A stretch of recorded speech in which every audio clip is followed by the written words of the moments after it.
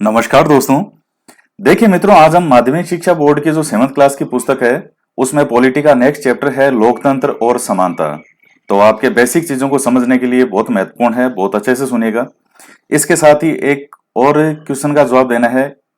ये question geography का है। आज आपसे ज्योग्राफी का एक क्वेश्चन पूछ रहे हैं कि लेगून किसे कहते हैं। सही और सटीक जवाब दीजिएगा इसका, आधा अधूरा जवाब मत देना। लेगून किसे कहते हैं, ये आपको इसका जवाब कमेंट करके बताना है। सटीक और सही जवाब होना चाहिए। आधा अधूरा एक दो शब्दों में लिख कर कि ये होता है, नहीं, सही जवाब हो तो ये कमेंट करके बताना है। और आज हम आगे पढ़ते हैं। लोकतंत्र और समानता बहुत महत्वपूर्ण चैप्टर है, अच्छे से सुनिएगा। समानता का एक अर्थ यह है कि प्रत्येक व्यक्ति से उसकी आवश्यकता का ध्यान रखते हुए समान व्यवहार करना और प्रत्येक व्यक्ति को उसकी क्षमता के अनुसार काम करने का अवसर उपलब्ध करवाना। तो यानी प्रत्येक व्यक्ति से उसकी आवश्यकता का ध्यान रखते हुए समान व्यवहार करना और उसकी क्षमता के अनुसार काम करवाने का अवसर उपलब्ध करवाना। तो समानता का एक अर्थ यह भी है। समानता लोकतंत्र की मुख्य विशेषता है। लोकतांत्रिक व्यवस्था राजनीतिक समानता पर आधारित है। लोकतंत्र नागरिकों में समानता को बढ़ावा देता है। हमारे संविधान में समानता का अधिकार एक मौलिक अधिकार है। सरकार व्यक्ति को कानून के सामने समानता के अधिकार से वंचित नहीं कर सकती। इसका अर्थ यह हुआ कि किसी व्यक्ति का दर्जा या पद चाहे जो हो, सब पर कानून समान रूप से लागू होता है। इसे कानून का शासन कहते हैं। तो आप संविधान पढ़ते हैं, उसमें जो मूल अधिकार आते हैं, उस मूल अधिकारों में एक अधिकार आता है समानता का अधिकार। तो ये समानता के बारे में है कि लोकतंत्र और समानता तो एक बहुत अच्छा टॉपिक है। तो लोकतंत्र जो है वो नागरिकों में समानता को बढ़ावा देता है। यानी कानून के सामने सभी समान है, चाहे कोई भी व्यक्ति हो, चाहे किसी भी पोस्ट पर हो, चाहे वो कितना ही बड़ा व्यवसायी हो, चाहे कोई अंबानी हो, चाहे टाटा हो, चाहे बिड़ला हो, और चाहे कोई भी व्यक्ति हो या कोई गरीब व्यक्ति हो जो आर्थिक रूप से निर्धन है। कानून जो है वो सभी के लिए बराबर है। किसी व्यक्ति ने कोई अपराध किया है तो सबके लिए कानून में समान सजा का प्रावधान है। तो ये कहना चाहते हैं, ये इसे कहते हैं कानून का शासन। कानून का शासन किसी भी लोकतंत्र की बुनियाद है। कोई भी व्यक्ति कानून के ऊपर नहीं है। किसी राजनेता, सरकारी अधिकारी या सामान्य नागरिक में कोई अंतर नहीं किया जा सकता। लोकतंत्र के विभिन्न घटकों में अपने प्रतिनिधि चुने जाने का अधिकार राजनीतिक लोकतंत्र है। व्यवसाय व उपभोग की स्वतंत्रता आर्थिक लोकतंत्र है। व्यक्ति की प्रतिष्ठा और अवसर की समानता सामाजिक लोकतंत्र है। तो ये क्या कह रहे हैं कि अपने प्रतिनिधि चुने जाने का अधिकार, ये राजनीतिक लोकतंत्र है। यानी हर व्यक्ति को अपना प्रतिनिधि चुनने का अधिकार है, यानी वोट डालने का अधिकार, उसी के बारे में बात कर रहे हैं। व्यवसाय और उपभोग की स्वतंत्रता, आप कोई भी व्यवसाय कर सकते हैं। किसी ने आपको रोक नहीं रखा है, किसी ने टोक नहीं रखा कि आप ये व्यवसाय नहीं कर सकते, आप ये नहीं कर सकते, आप वो नहीं कर सकते। आपकी जो इच्छा हो आप अपना व्यवसाय कर सकते हैं, उसको अपने हिसाब से जो है उपभोग कर सकते हैं। व्यक्ति की प्रतिष्ठा और अवसर की समानता, यानी समाज के अंदर सभी व्यक्तियों को बराबर अधिकार है अपने उस प्रतिस्पर्धा में बैठने का, कंपटीशन करने का और अवसर को भुनाने का। अब जैसे मान लीजिए कोई रीट का पेपर है, तो अब ये सबका अधिकार है कि जो भी इसकी योग्यता है, क्वालिफिकेशन है, वो अगर हो तो फिर वो चाहे कोई निर्धन वर्ग हो, चाहे वो कोई बहुत अमीर वर्ग हो या कोई भी व्यक्ति हो, उसको फॉर्म भर के एग्जाम देकर के सिलेक्ट होने का अधिकार है। तो ये चीजें मेहनत भागती है। रीट है, सेकंड ग्रेड है, फर्स्ट ग्रेड है। आप देखते हैं कई बार ऐसे ऐसे विद्यार्थी सिलेक्ट होते हैं जो आर्थिक रूप से बहुत ज्यादा निर्धन होते हैं, लेकिन वो अपनी मेहनत के बल पे ये जो लक्ष्य है वो हासिल करते हैं।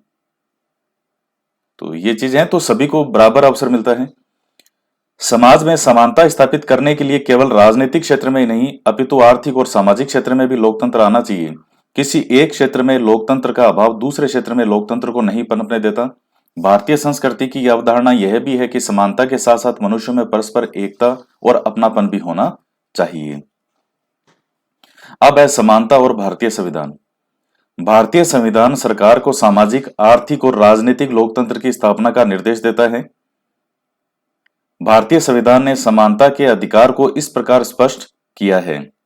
तो ये क्या कह रहा है कि जो भारतीय संविधान है वो सरकार को सामाजिक, आर्थिक और राजनीतिक लोकतंत्र की स्थापना का निर्देश देता है। यानी सामाजिक रूप से, आर्थिक रूप से, राजनीतिक रूप से हर तरह से लोकतंत्र की जो स्थापना है वो की जानी चाहिए।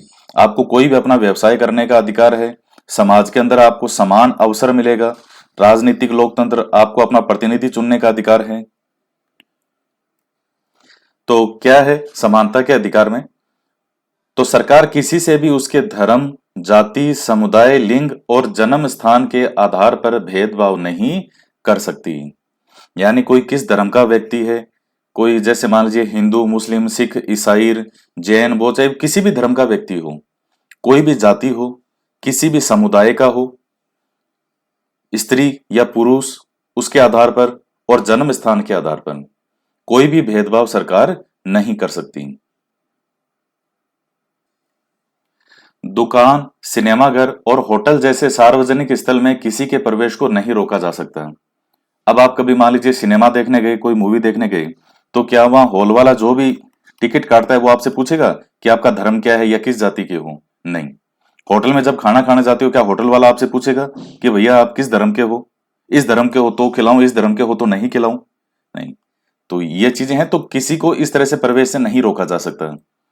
सार्वजनिक कुएं, तालाब, स्नानागार, सड़क, खेल के मैदान और सार्वजनिक भवनों के इस्तेमाल से किसी को वंचित नहीं किया जा सकता। तो अब जैसे मान लीजिए तालाब है, अब वहां से कोई लोग पानी लेते हैं, तो ऐसा नहीं है कि इस धर्म के लोग लेंगे और इस धर्म के लोग नहीं लेंगे। तो सरकार जो भारतीय संविधान कहता है सबके लिए समान है। हालांकि व्यवहार में देखा जाए तो लोग इस तरह के भेदभाव कई बार करते भी हैं। जैसे तालाब है तो ये बांट लेते हैं कि साहब ये हमारे जो जाति वाले हैं ये उनका तालाब है, कोई दूसरा तालाब होगा ये उनकी जाति वालों का तालाब है। ये इस तरह की चीजें होती है, तो वो केवल मन में नफरत फैलाने का काम करती है। जैसे सार्वजनिक कुएं हैं, तो अब तो सरकार आज भी देखिए ऐसी कुएं वाली समस्या बड़ी है। और मुंशी जो थे प्रेमचंद, उन्होंने तो कई कहानियां लिखी है। उसमें कुएं से पानी भरने का पहले सामान्य लोगों को पानी भरने का अधिकार ही नहीं था। पानी भरना भी होता था तो उसके बदले उनको पैसा देना पड़ता था, टैक्स देना पड़ता था। जाति विशेष को लेकर के होता था कि साहब इस जाति के लोग हैं वो पानी भर सकते हैं कुएं से, इस जाति के लिए जो लोग हैं वो नहीं भर सकते।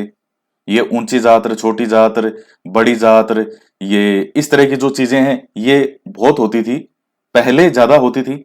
अब तो फिर भी जब 1947 के बाद में धीरे धीरे इन चीजों के अंदर काफी सुधार आया। अब तो आज भी कई जगह हैं, तो किसी को इस्तेमाल करने से नहीं रोक सकते। सरकार में किसी भी पद पर नियुक्ति या नौकरी में सभी नागरिकों के लिए अवसर की समानता है। और इसके बाद धर्म, जाति, समुदाय, लिंग और जन्म स्थान के आधार पर किसी भी नागरिक को रोजगार के अयोग्य नहीं करार दिया जा सकता या उसके साथ भेदभाव नहीं किया जा सकता। संविधान सामाजिक भेदभाव के रूप में छुआछूत या अस्पृश्यता को समाप्त करने के लिए सरकार को निर्देश देता है। तो आप पढ़ते ही हैं आर्टिकल 17 क्या है, ये अस्पृश्यता का अंत होना चाहिए, वही है। संविधान आप पढ़ते हैं उसमें समानता के जो अधिकार आते हैं, कौन कौन से समानता के अधिकार हैं, उसमें एक समानता का अधिकार 17वां जो है आर्टिकल 17 अस्पृश्यता का अंत होना चाहिए। ये छुआछूत क्या है, मतलब पहले तो ये चीजें बहुत ज्यादा होती थी और मैंने तो ये चीजें गांव में देखी भी है। जैसे छोटे बच्चे थे तब की बात है, अब तो ये चीजें उतनी नहीं है और आज भी कई जगह है ये देखने को मिलती है। जैसे मान लीजिए जो कोई अलग जाति वाले हैं और जिनको गांव वाले अच्छा नहीं मानते थे, अलग से तो उनके घर होते थे, कभी मान लो उनको पानी भी पिलाना होता था तो पानी वो ऊपर से पिलाते थे, मतलब ऊपर से, यानी उनको हाथ में वो जग नहीं देते थे। तो इस प्रकार से पानी पिलाते थे। खाना अगर मान लीजिए वो खा रहा है तो उस थाली को वो ही मांज करके, यानी वो ही साफ करके जाएगा। तो इस तरह की चीजें जब गांव में ये बहुत होती थी और कहीं ना कहीं आज भी कुछ ना कुछ मात्रा में ये चीजें है, जबकि कितनी गलत चीज है। एक वही इंसान है, वही ब्लड ग्रुप उसका निकलेगा, ए बी, ए बी और यही 4-5 जो ब्लड ग्रुप हैं यही निकलेंगे, लेकिन वो कितनी जबरदस्त है। पहले मंदिरों में अधिकार नहीं था इनको। आप जब पढ़ेंगे इतिहास थोड़ा डीपली कभी हटके भी पढ़ने का प्रयास करें, सिलेबस से हटके पढ़ने का, तो बहुत कुछ आपको जानकारियां मिलेगी कि जिनको जात जिनकी छोटी जात मानी जाती थी, यानी जो अमीर वर्ग वाला, मध्यम वर्ग वाले जैसे ये लोग हैं, तो छोटी जात मानते थे, उन लोगों को मंदिर में प्रवेश करने का अधिकार नहीं था। मंदिर में प्रवेश नहीं कर सकते थे वो। तो इस तरह की चीजें होती थी। तो ये अस्पृश्यता जो है समाप्त करने के लिए सरकार को निर्देश देता है। सरकार ने किसी भी तरह के छुआछूत को कानूनी रूप से गलत करार देते हुए इसे एक दंडनीय अपराध माना है। किसी भी सरकारी या सरकारी अनुदान पाने वाले शैक्षिक संस्थान में किसी नागरिक को धर्म आदि के आधार पर प्रवेश लेने से नहीं रोका जा सकता है। तो वही है, बेसिक सी चीजें हैं। कोई शैक्षिक संस्थान है जो सरकारी या सरकार से अनुदान प्राप्त करता हो, तो उसमें धर्म आदि के आधार पर उसको प्रवेश लेने से नहीं रोका जा सकता कि इस धर्म का प्रवेश लेगा, इस धर्म का नहीं लेगा। अगर सरकार की ओर से है या सरकार से अनुदान प्राप्त करते हैं, सरकार समानता के मौलिक अधिकार का उल्लंघन करने वाला कोई कानून नहीं बना सकती और न ही ऐसा कोई फैसला कर सकती है। यानी सरकार भी देखिए, जो समानता के मौलिक अधिकार हैं उसको उल्लंघन करने वाला कोई कानून सरकार भी नहीं बना सकती है। तो इतने जबरदस्त ये व्यक्ति को मौलिक अधिकार मिलते हैं। मूल अधिकार आप पढ़ते हैं, जीने का अधिकार, धर्म की स्वतंत्रता, कहीं भी बसने की स्वतंत्रता, ये कई चीजें हैं।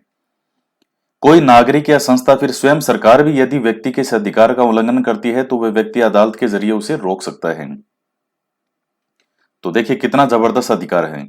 और आपके मूल अधिकारों का हनन हो, जो मूल अधिकार बताए गए हैं, तो व्यक्ति डायरेक्ट हाई कोर्ट या सुप्रीम कोर्ट में याचिका लगा सकता है। जबकि इसके अलावा अगर आपके कोई भी समस्या हो कानूनी रूप से, तो जो कोर्ट का एक प्रोसेस है उसके थ्रू ही जाना होता है। जैसे लास्ट जो हमारी क्लास थी उसमें आपको दीवानीर, फौजदानीर, रेवेन्यू कोर्ट, ये सब चीजें हमने पढ़ी। लेकिन अगर आपके मूल अधिकारों का हनन हो रहा है तो कोर्ट कहता है, सब संविधान कहता है कि कोई कोर्ट के प्रोसेस की नहीं, आप तो सीधा या तो हाई कोर्ट जाओ या सुप्रीम कोर्ट जाओ और सीधी सुनवाई होती है। तो अधिकार बहुत हैं। जब मामला सामाजिक या सार्वजनिक हित का हो तो ऐसे मामलों को लेकर कोई भी व्यक्ति जनहित याचिका के माध्यम से अदालत में मामले को उठा सकता है। जनहित याचिका ये बड़ी जबरदस्त चीज है। और कोर्ट भी स्वतः संज्ञान भी ले सकता है। एक टर्म आती है स्वतः संज्ञान, यानी जैसे मान लीजिए आप जज साहब हैं, हाई कोर्ट के मान लीजिए कोई जज साहब हैं, और जज साहब सुबह सुबह न्यूज़पेपर पढ़ रहे हैं। न्यूज़पेपर पढ़ते हुए जज साहब ने ये पढ़ा कि ये फलाना जयपुर के अंदर ये जो बस्ती है, अब जैसे मान लीजिए मेरे ही नाम से कोई बस्ती बस गई, अजयपुरा बस्ती। अजयपुरा बस्ती कोई है नहीं, मैं तो यूं ही बना रहा हूं। अब जैसे अजयपुरा बस्ती है, अब कोर्ट ने जज साहब ने सुबह न्यूज़पेपर पढ़ते पढ़ते देखा कि सब अजयपुरा बस्ती है, तो यहां पर क्या साहब ये रोड लाइटें ठीक नहीं है, रोड लाइटें खराब पड़ी है, यहाँ पर लोग कचरा वगैरह जो है वो साइड में इधर उधर कचरा फेंक देते हैं जगह जगह, कोई सफाई की सरकार के द्वारा कोई भी इस बस्ती की तरफ ध्यान नहीं दिया जा रहा, जिससे मच्छर वगैरह भी खूब पैदा हो रहे हैं और उससे लोग काफी बीमार हो रहे हैं और यहाँ स्थिति काफी खराब है। जज साहब ने साहब कोई शिकायत किसी ने नहीं की, जज साहब ने स्वतः संज्ञान लिया और ये आदेश जारी कर दिया कि बताओ साहब सरकार को कि ये ऐसा क्यों हो रहा है। ये स्वतः संज्ञान लेना होता है। आप कोई भी चीज, अब आप भी जनहित याचिका लगा सकते हैं। जैसे मान लीजिए कहीं कोई इस तरह की सार्वजनिक प्रॉब्लम हो, कोई सार्वजनिक समस्या हो, कोई पार्क है, आप पार्क में मान लीजिए कोई साफ सफाई नहीं है, अवांछित जो लोग हैं वो बैठे रहते हैं, शराब पीते रहते हैं, कोई भी उधर से पार्क में जा नहीं सकता। तो इस तरह के जो मुद्दे होते हैं, बड़े थोड़े सामाजिक और सार्वजनिक हित के मुद्दे हों, तो कोई भी व्यक्ति जो है वो जनहित याचिका के माध्यम से अदालत में मामले को उठा सकता है।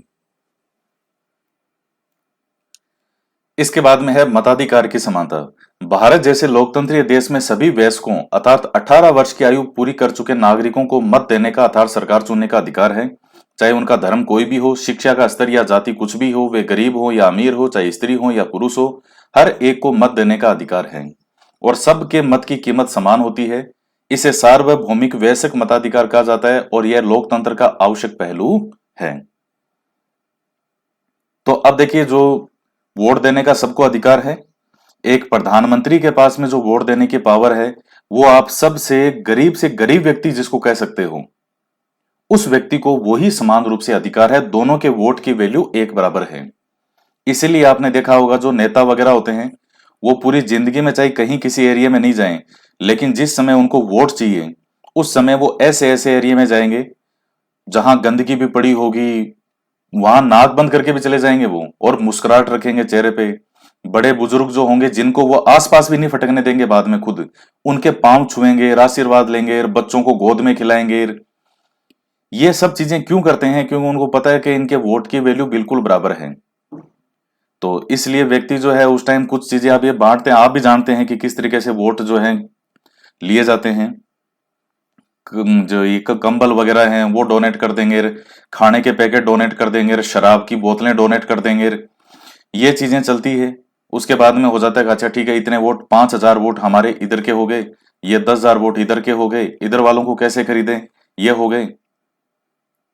तो देखिए ये बड़ा लंबा चौड़ा सिस्टम होता है। अमीर वर्ग जो होता है, बहुत ज्यादा जो अमीर वर्ग होता है, जैसे मुकेश अंबानी या इस तरह के जो ये मिलेनियर बिलेनियर लोग होते हैं, तो इनकी संख्या वैसे ही बहुत कम है।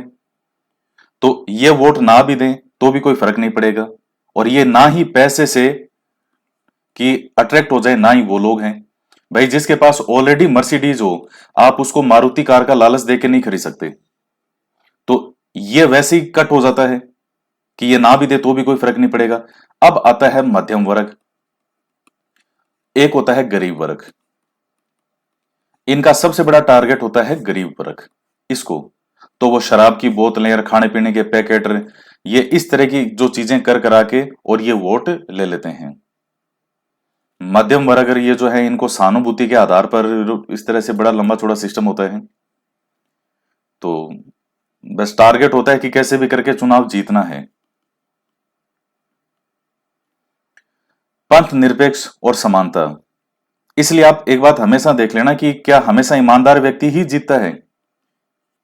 एक ईमानदार हो और सामने एक हार्डकोर क्रिमिनल हो, वो क्रिमिनल जीत जाएगा। क्या कारण है? ये चीजें कुछ तो देश के लोगों को सोचनी पड़ेगी ये, लेकिन इतना सोचने का किसी के पास फुर्सत नहीं है, क्योंकि सबका यही मानना है कि चेंज हो ही नहीं सकता। तो वोट चाहे किसी को भी दे, क्या फर्क पड़ता है, ऐसा लोगों की थिंकिंग है, जबकि ऐसा नहीं है।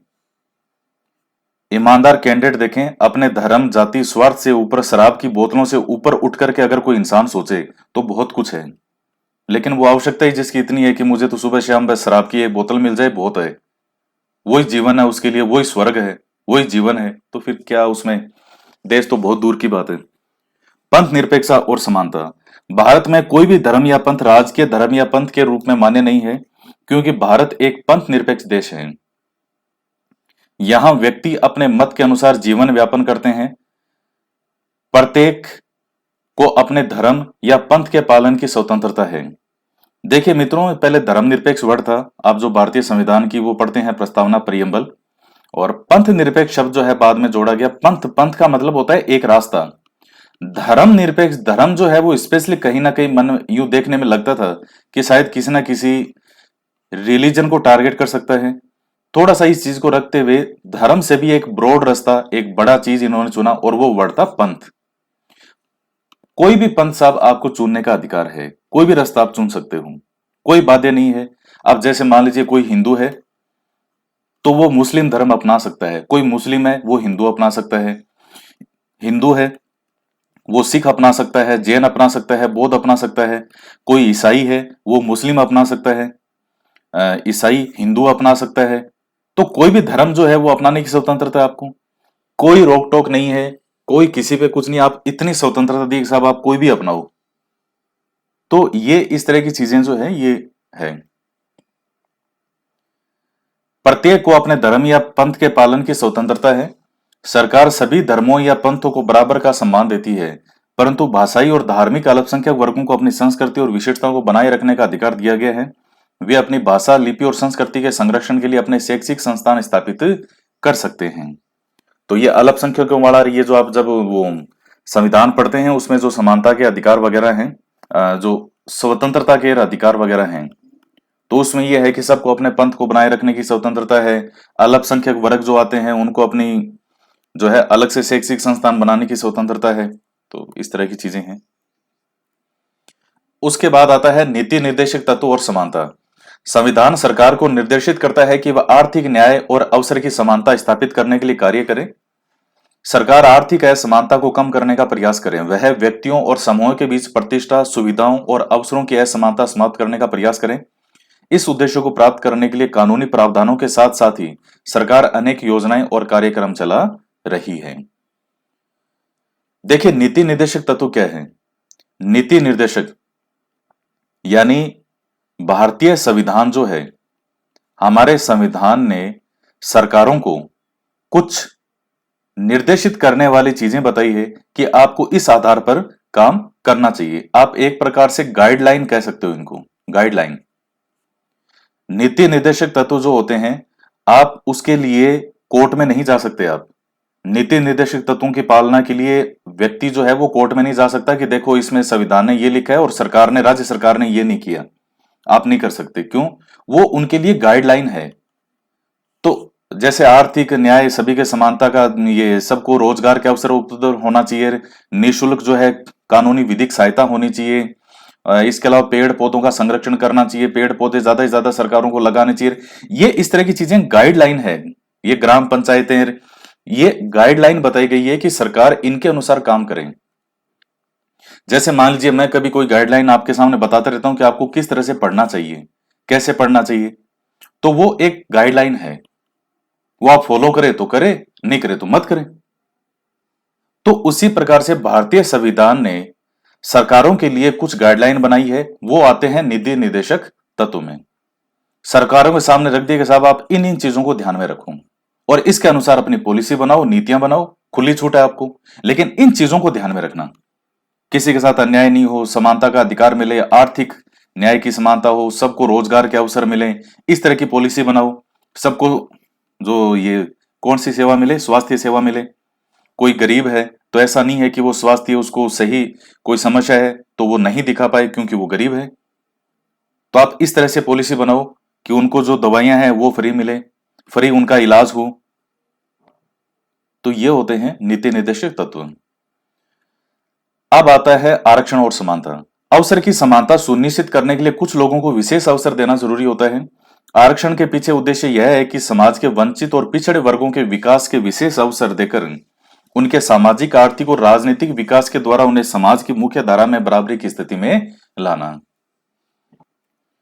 तो आरक्षण आप देखते हैं, एग्जाम वगैरह आप देते हैं तो अलग अलग जो कैटेगरी में होता है, जैसे जनरल है, फिर ये ओबीसी, एससी, एसटी और ये एसबीसी, कई अलग अलग जो है, ईडब्ल्यूएस, ये नया और इंक्लूड हो गया था ईडब्ल्यूएस का।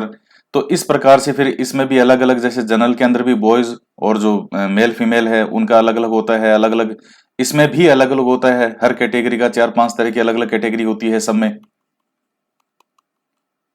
तो ये आरक्षण है, और कि जो समाज के वंचित और पिछड़े वर्गों के विकास के विशेष अवसर देकर उन्हें सामाजिक, आर्थिक और राजनीतिक विकास के द्वारा उन्हें समाज की मुख्य धारा में बराबरी की स्थिति में लाना।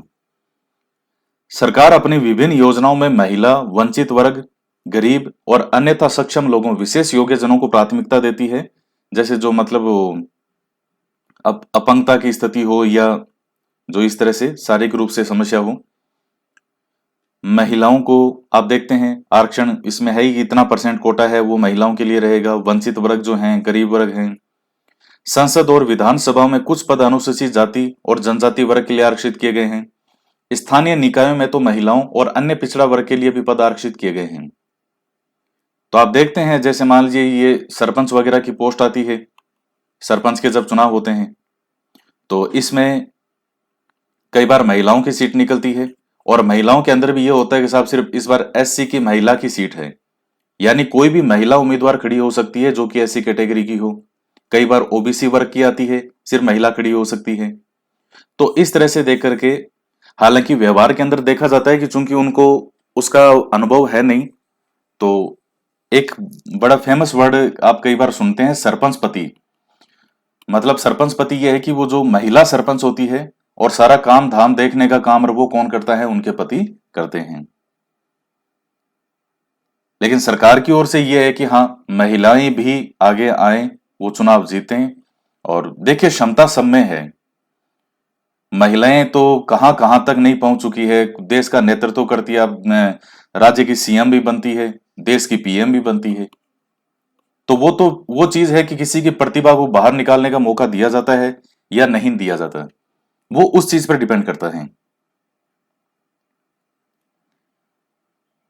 कुछ पद अनुसूचित जाति और इनके लिए भी है।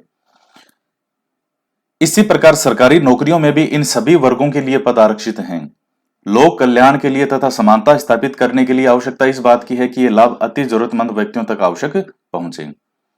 भारत की 6 दशकों से अधिक की लोकतांत्रिक यात्रा का परिणाम ही है कि समाज के वे समूह जो दीर्घ काल से पिछड़े हुए थे, उनकी सामाजिक, आर्थिक और राजनीतिक स्थिति में परिवर्तन हुआ है। इस क्षेत्र में सभी वर्गों की सहभागिता बढ़ रही है। समतामूलक और न्यायप्रिय समाज की स्थापना के लिए अभी और प्रयासों की आवश्यकता है, जिसका अवसर लोकतंत्र ही प्रदान करता है।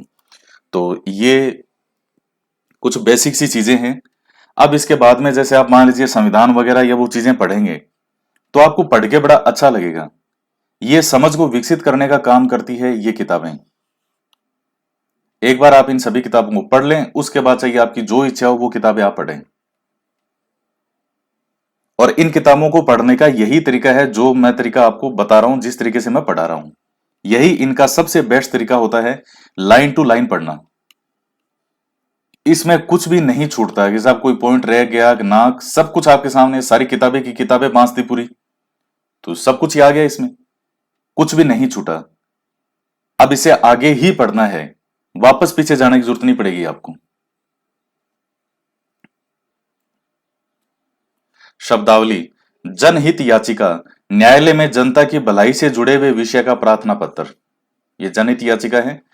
समतामूलक और न्यायप्रिय समाज, ऐसा समाज जिसमें सभी वर्गों में सामाजिक, आर्थिक और राजनीतिक समानता स्थापित हो। तो अच्छी अच्छी बातें हैं। तो क्वेश्चन कर लेते हैं, सही विकल्प को चुनिए। लोकतंत्र बढ़ावा देता है असमानता को, समानता को, भेदभाव को, विशेषाधिकारों को। तो क्या उत्तर होगा? लोकतंत्र किसको बढ़ावा देता है? क्या असमानता को? नहीं, ये भी नहीं, ये भी नहीं। सही क्या होगा? समानता को बढ़ावा देता है लोकतंत्र। मत देने का अधिकार है अमीर को, पढ़े लिखे लोगों को, पुरुषों को, सभी वयस्क नागरिकों को। 18 वर्ष या इससे ऊपर का कोई भी व्यक्ति हो तो वो वोट दे सकता है। और व्यक्ति शब्द जो है, इसमें स्त्री और पुरुष दोनों आते हैं। कई बच्चे भोले भाले होते हैं, वो कंफ्यूज हो, उनको लगता है व्यक्ति का मतलब होता है पुरुष। ऐसा नहीं, व्यक्ति, व्यक्ति में स्त्री भी आता है और पुरुष भी आता है, दोनों आते हैं इसमें। तो इसका सही डी हो जाएगा। स्तंभ ए को स्तंभ ब से सुमेलित कीजिए। स्तंभ ए स्तंभ ब, अपने प्रतिनिधि चुनने का अधिकार, व्यवसाय उपभोग की स्वतंत्रता और व्यक्ति की प्रतिष्ठा और अवसर की समानता। तो अपने प्रतिनिधि चुनने का अधिकार, इसका क्या हो जाएगा? राजनीतिक लोकतंत्र, व्यवसाय और उपभोग की स्वतंत्रता आर्थिक लोकतंत्र, व्यक्ति की प्रतिष्ठा और अवसर की समानता सामाजिक लोकतंत्र। तो ये आपका चैप्टर जो है ये कंप्लीट होता है। इसके बाद में नेक्स्ट क्लास में हम नेक्स्ट चैप्टर पढ़ेंगे। इसके बाद नेक्स्ट हमारा जो चैप्टर आएगा वो आएगा लैंगिक समझ और संवेदनशीलता। बहुत महत्वपूर्ण चैप्टर हैं, सारे बहुत अच्छे अच्छे चैप्टर हैं, आपके कंसेप्ट को इतना क्लियर कर देंगे। और तो इसी प्रकार से पढ़ते रहिएगा। तो आज के वीडियो में इतना ही। वीडियो को लाइक जरूर करें, ज्यादा से ज्यादा शेयर करें। तो मिलते हैं नेक्स्ट वीडियो में एक नए टॉपिक के साथ। जय हिंद, जय भारत।